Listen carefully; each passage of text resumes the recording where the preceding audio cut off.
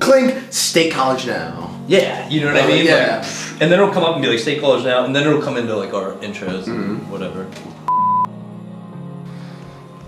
This is still recording? Yeah, you could edit this out. Huh? Oh yeah.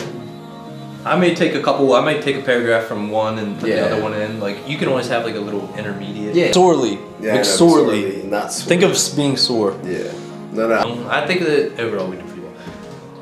Hello, and welcome to State College Now. I'm Jurgen Reiner. And I'm John Lucy. And today we're recapping the number 10 ranked Penn State Nittany Lions in their game against the now 5-5 Indiana Hoosiers. The game took place at Memorial Stadium in Bloomington, Indiana.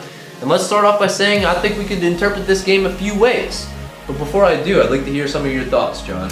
Well, Jurgen, even though the Penn State Nittany Lions have been on a 6-game win streak, in the first half they really did not prove themselves to Indiana. Indiana turned over the ball 4 times and Penn State did not capitalize it on all.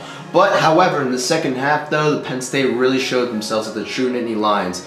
It was a tough day for Saquon Barkley. Starting left tackle Paris Palmer was injured at the first touchdown and did not return to the game after that. Also, starting right tackle Brendan Mahone was out this week from his last week's matchup during Iowa. And you know, even though Saquon managed only 60 yards on 33 carries, what do you think about this, Jurgen? Well, I think we can look at this one of 2 ways. First, Penn State may be a team that plays down a little bit to that of their competition. Or we can take it as a team that was injury depleted, yet still managed to come out on top. And personally, I'd like to think of it as the latter.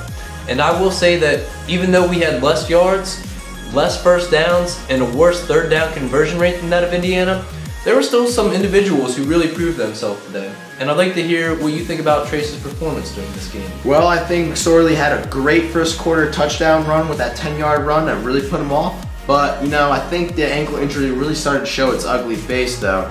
16 for 30 on pass completions, not that good of a stats, but 332 yards, really good. 2 touchdowns, 2 interceptions, not a bad performance from McSorley. But even though Saquon was only held to 60 yards, he was there when Penn State needed him the most, though, in the fourth quarter with that touchdown run. And not only that, but Penn State itself really proved itself strong with the final 4 minutes of the game, scoring 17 points that put them ahead of the Hoosiers, actually winning the game. Well said again, John. And let's hope that the Nittany Lions can carry this momentum into their next week's matchup versus Rutgers. The game is going to take place in New Brunswick, New Jersey, and then the following week for their final game of the season, they take on Michigan State. They're going to need to win both of these games if they hope to enter into a big bowl game for the end of the season. And I completely agree with you on that, Jurgen. And like you said before, if James Franklin believes in his students and his players, and the players believe in James Franklin, I think Penn State has absolutely nothing to worry about. I'm John Lucy. I'm Jurgen Reiner, and thanks for watching this week's episode of State College Now. Stay tuned for our recap of next week's game versus Rutgers.